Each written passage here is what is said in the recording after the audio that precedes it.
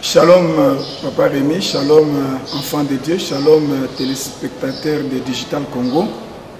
Nous disons merci à notre Dieu qui nous donne cette opportunité d'être encore ensemble et nous remercions nos amis de Digital Congo pour cet espace qu'ils nous offrent pour que nous puissions vous atteindre. La fois passée, nous avons expliqué aux enfants de Dieu, nous avons expliqué à tous nos bien-aimés que Dieu, le Saint-Esprit, nous a mis à cœur un thème très important que nous voulons débattre cette année, ici, toute l'année 2016. Le Saint-Esprit nous a mis à cœur de dire aux enfants de Dieu, 2016 est une année pour sortir de l'ordinaire. Évidemment, plusieurs enfants de Dieu sont en train de se demander pourquoi ce thème. C'est à cela que nous voulons répondre. Pourquoi nous devons sortir de l'ordinaire? Parce qu'avant de nous engager à quelque chose, nous devons savoir le pourquoi. La fois passée, nous avons dit, sortons de l'ordinaire parce que si nous ne sortons pas de l'ordinaire, il y aura toujours de l'embouteillage. Sur la terre où nous vivons, il y a toujours embouteillage. Et quand il y a embouteillage, on peut facilement commettre des erreurs. Quand il y a embouteillage, on perd le temps. C'est pourquoi Dieu nous demande de sortir de l'ordinaire. Alors aujourd'hui, je voudrais donner un deuxième argument. Pourquoi nous devons sortir de l'ordinaire? Là, il y a un texte dans la Bible qui me fait beaucoup réfléchir. C'est Marc chapitre 11. Marc 11, 12 à 14, la Bible dit ceci. Le lendemain, après qu'ils furent sortis de Béthanie, Jésus eut faim. Apercevant de loin un figuier qui avait des feuilles, il alla voir s'il s'y trouverait quelque chose. Et s'en étant approché, il ne trouva que des feuilles, car ce n'était pas la saison des figues. Prenant la parole, il lui dit que jamais personne ne mange de ton fruit, et ses disciples l'entendirent. Voilà, nous avons un texte très important ici, où Jésus, il passe par un chemin, il voit un arbre, un figuier. Et il se dit, comme j'ai faim, je vais aller voir si je peux trouver des fruits. Il arrive à cet arbre-là, il trouve qu'il n'y a pas de fruits. Et comme il n'y a pas de fruits, Jésus va maudire cet arbre là-bas. Nous nous posons la question, comment le Dieu créateur, le Dieu juste, qui avait voulu que les arbres ne produisent le fruit qu'en leur saison, va-t-il maudire un arbre simplement parce qu'il n'a pas produit de fruits en sa saison? C'est là tout le problème. Et nous tirons une leçon très importante. Quelle est cette leçon là-bas? Il y a deux catégories des arbres. Il y a des arbres ordinaires et il y a des arbres extraordinaires, c'est-à-dire des arbres qui sont sortis de l'ordinaire. Un arbre ordinaire, c'est un arbre qui produit des fruits qu'en sa saison. Tandis qu'un arbre qui sort de l'ordinaire, c'est un arbre qui produit le fruit en toute saison. Et nous, enfants de Dieu, nous sommes appelés à porter des fruits en toute saison. Jésus, voyant cet arbre là-bas, il trouve que cet arbre n'a pas de fruits. Je voudrais parler de Jésus sous ces deux casquettes. Premièrement, Jésus est Dieu. En tant que Dieu, quand Dieu s'approche de nous, il attend quelque chose de nous. Parce que dans la Bible, le figuier a toujours été l'image d'Israël, c'est-à-dire l'image d'un enfant de Dieu. Maintenant, quand Dieu voit un enfant de Dieu quelque part, il s'approche de lui pour voir s'il a des fruits ou pas. Et s'il n'a pas de fruits, nous voyons la conséquence. Jésus a maudit cet arbre là-bas. Mais Jésus aussi est pleinement homme. En tant qu'homme, il s'est approché du figuier. Et il a trouvé que le figuier n'avait pas de fruits. Pour nous dire que nos amis, nos semblables, nos bien-aimés, nos parents s'approchent de nous aussi. Parce que nous sommes Israël, nous sommes enfants de Dieu. Ils s'approchent de nous pour voir si nous avons des fruits ou nous n'en avons pas. Et la plupart des fois, quand on s'approche comme cela, on se rend compte qu'il n'y a pas de fruits. Et pourquoi il n'y a pas de fruits? La raison que la Bible nous donne, c'est que ce n'était pas la saison des fruits. Mais pourquoi Jésus va maudire cela? Pour dire que si nous restons des arbres ordinaires, c'est-à-dire des hommes ordinaires, un jour on s'approchera de nous pendant que ce n'est pas notre saison, nous n'aurons pas de fruits et nous allons subir la malédiction. Voilà pourquoi, enfants de Dieu, nous sommes appelés à sortir de l'ordinaire. Parce que si nous sortons de l'ordinaire, nous serons capables de produire des fruits en n'importe quelle saison.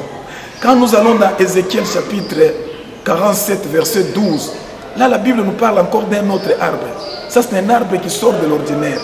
La Bible dit qu'au bord du torrent qui sortait du temple, il y avait des arbres. Et ces arbres là-bas produisaient des fruits en toutes les saisons. Leurs fruits ne se terminaient pas. Ce sont des fruits qui mûrissaient en tout moment. Donc il y a des arbres qui sont sortis de l'ordinaire, capables de produire des fruits dans toutes les saisons. Et c'est à cela que nous sommes appelés. Si nous sommes appelés à cela, ça veut dire quoi? D'une manière pratique. D'une manière pratique, je vais prendre par exemple dans le domaine du mariage. Quand quelqu'un veut épouser une femme, il voit la femme, il aime la femme, il s'approche de la femme. Il attend quelque chose de cette femme là-bas. Il y a ce qu'il attend de cette femme. De la même façon, quand une femme accepte en mariage un homme, il attend de cet homme quelque chose là. Maintenant, quand on s'approche de la femme, et qu'on ne trouve pas ce qu'on attendait, voilà là où viennent les problèmes. Voilà là où vient la sécheresse. Voilà là où viennent les divorces aujourd'hui. Voilà là où vient le malentendu aujourd'hui. Parce qu'on s'est approché de cette femme et on se rend compte que ce que j'attendais d'elle, je ne l'ai pas. On s'est approché de cet homme, on se rend compte que ce que j'attendais d'elle, je ne l'ai pas. En ce moment là-bas, c'est comme un arbre qui n'a pas porté le fruit et la conséquence est des fois chaotique.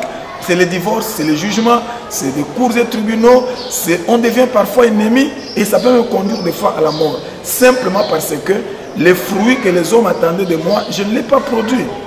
Je voudrais dire même au niveau de l'église, quand nous sommes une assemblée, nous sommes une église.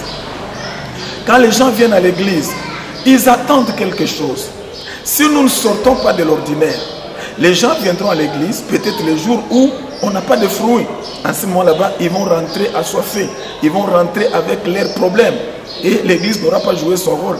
Mais quand l'église sort de l'ordinaire, ça veut dire qu'en toute saison, que ce soit le jour, que ce soit la nuit, que ce soit le matin, que ce soit le soir, on arrivera à cet endroit là-bas, on va trouver ce qu'on attendait. C'est ça, mes bien-aimés, sortir de l'ordinaire. C'est à cela que Dieu nous appelle. Je vais donner un exemple simple qui est arrivé dans notre église ici.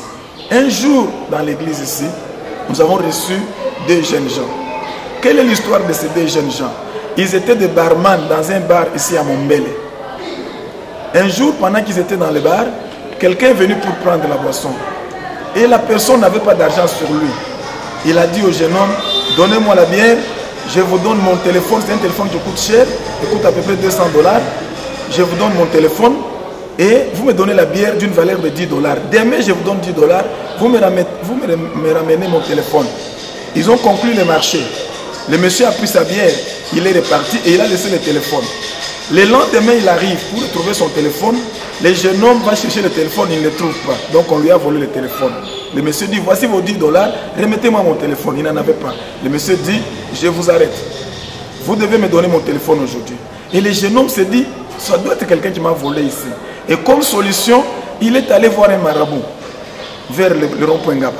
Il va trouver un marabout là-bas pour lui dire, découvre qui a volé le téléphone de mon client, parce que moi je ne vais pas payer cela. Le marabout lui a dit, il n'y a pas de problème, on va demander aux esprits. Et il a posé la question aux esprits.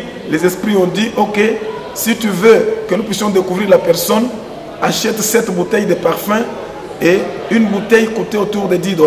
Ça va faire $70. Le monsieur achète ça et le marabout va lui donner une bouteille d'eau. Il lui dit, tu pars avec cette bouteille d'eau, tu vas mettre dans le bar, tu vas asperger ça partout. La personne qui a volé le téléphone, dès qu'il va piétiner là-bas, elle va tomber, vous allez découvrir que c'est elle. Mais la condition est que personne ne voie cette eau, que personne ne touche avant que tu ne l'aies dispersée, avant que tu ne l'aies placée dans ton bar. Alors, les garçons viennent avec la bouteille, il va cacher ça en attendant que personne ne le voie. Il travaille. Quand tout le monde sort du bar, il va maintenant pour prendre la bouteille, il trouve que la bouteille a été, quelqu'un a touché et ça s'est renversé. Il rentre chez le marabout pour lui dire, voilà, avant que je ne puisse asperger mon eau là, la bouteille, quelqu'un a touché ça. Le marabout dit, ok, on va demander aux esprits. Les esprits disent, comme il a fait ça, il faut qu'il amène encore 7 autres bouteilles de parfum. Mais maintenant, là, le parfum qui coûte $20, ça va faire $140. Donc quand vous faites la somme, vous allez découvrir qu'il est déjà autour de $210. Le monsieur n'avait plus d'argent. Il s'est dit, bon, autant mieux que je donne les $200 au propriétaire du téléphone. Alors comme je n'ai pas l'argent pour acheter ça, le marabout lui dit, on va poser la question aux esprits. Ils entrent dans la maison. Enfants de Dieu, écoutez-moi bien. Il commence à invoquer les esprits. Le jeune homme nous dit que le vent a commencé à souffler. Les tôles bougeaient. Il y avait un grand bruit. Il entendait comment les esprits répondaient. Les esprits ont dit qu'ils ne jouent pas avec nous, qu'ils nous remettent les 7 bouteilles de parfum à $20. Avant minuit, s'il ne remet pas ça, il va mourir. Les garçons sont sortis pour aller chercher l'argent. Ils cherchent, ils ne trouvent pas. Il est 22 h. Il s'est dit, je vais aller voir mon père. Son père est diacre dans une église à Delvaux. Il arrive à Delvaux, il voit son père. Il explique la question à son père. Son père n'avait ni d'argent et il n'avait pas de solution à lui donner. Son père lui dit, je ne sais rien faire pour toi. Et il sort de là. Son père lui dit, allons voir notre pasteur. Ils sont allés voir le pasteur n'avait pas de solution à lui donner. Le monsieur est sorti de Kitambo, il n'avait même de Delvaux. Il n'avait même plus de transport. Il a payé jusqu'à Kitambo magasin. Et là, il devait faire le pied. Il arrive chez nous à la commune de Kasavubu, il est 23 heures passées. Il s'est dit, dans 1 heure, je vais mourir. Alors une idée lui arrive. Il s'est dit, je vais chercher une église là où on peut prier pour moi. Il arrive quelque part dans une église, on lui refuse l'accès. Il passe. Il est 23h45. Il se retrouve, je ne sais pas par quelle magie ou je ne sais pas comment, il se trouve devant notre église. Il y avait 3 jeunes gens qui étaient en veillée de prière à l'église. Il va toquer à l'église. Dès qu'il toque, les gens regardent, peut-être sont de Koulouna qui veulent nous attaquer ou c'est quoi. Mais finalement, ils vont ouvrir la porte. Dès qu'ils ouvrent la porte, il leur dit, priez pour moi. Parce que si dans les 15 minutes, vous ne priez pas pour moi, je vais mourir. Et les jeunes gens ont prié pour lui. Il est resté là jusqu'au matin. Il n'est pas mort. Il est resté vivant. Parce que l'église est le lieu de refuge. Tout ce qu'on attend de l'église, c'est un lieu de refuge. Vous êtes possédé, vous arrivez à l'église, les démons ne vont pas continuer à vous harceler à l'église. Vous êtes sous la malédiction, vous arrivez à l'église, les démons ne vont plus, la malédiction ne va pas continuer à vous harceler. Parce que l'église est un lieu de refuge. Ce qu'on attend de l'église, c'est d'être un lieu de refuge. D'ailleurs, notre église du plein évangile Rama, le nom Rama là a été donné en souvenir de la ville où habitait le prophète Samuel, qui était une ville où le roi David s'était réfugié et Saül n'était plus capable de lui faire du mal. Alors, voilà ce qu'on attend d'une église. Et si on vit comme cela, c'est que nous sommes sortis de l'ordinaire. Tous ceux qui viennent pour nous voir, tous ceux qui viennent pour rencontrer Dieu, tous ceux qui attendent quelque chose de nous, ils reçoivent cela. C'est ça, mes bien-aimés, sortir de l'ordinaire. Et si nous sortons de l'ordinaire, nous serons capables de répondre à toutes les attentes de notre société, de notre église, de notre pays, pourquoi pas de cette génération ici. Mais dans les cas où nous ne sortons pas, nous sommes exposés à la malédiction, comme ce qui était arrivé au figuier là-bas. Voilà, mes frères et sœurs, la raison pour laquelle nous devons sortir de l'ordinaire. Je termine par vous dire, cet appel, c'est pour nous tous, enfants de Dieu, serviteurs de Dieu, sortons de l'ordinaire, c'est possible. Ce n'est pas, sortir de l'ordinaire, ce n'est pas une option. C'est-à-dire, si je vais, je sors, si je ne vais pas, je ne sors pas. Mais sortir de l'ordinaire est un impératif. Ça veut dire que si nous ne sortons pas, c'est la malédiction. Si nous ne sortons pas, c'est la honte. Si nous ne sortons pas, c'est la fin de notre aventure avec Dieu. Alors, enfants de Dieu, sortez de l'ordinaire. Nous vous attendons à l'église du plein évangile Rama, 6 avenue Djolo numéro 59, dans la commune de Kasavubu, non loin du marché Gambela, pour continuer, pour entrer en profondeur de ce texte-ci, afin que chacun de nous puisse être capable de produire des fruits dans sa saison. Que Dieu vous bénisse abondamment, que Dieu bénisse Digital Congo, que Dieu bénisse tous ces enfants, tous ces serviteurs qui auront confiance en cette parole et qui vont expérimenter cette année, l'année pour sortir de l'ordinaire. Merci.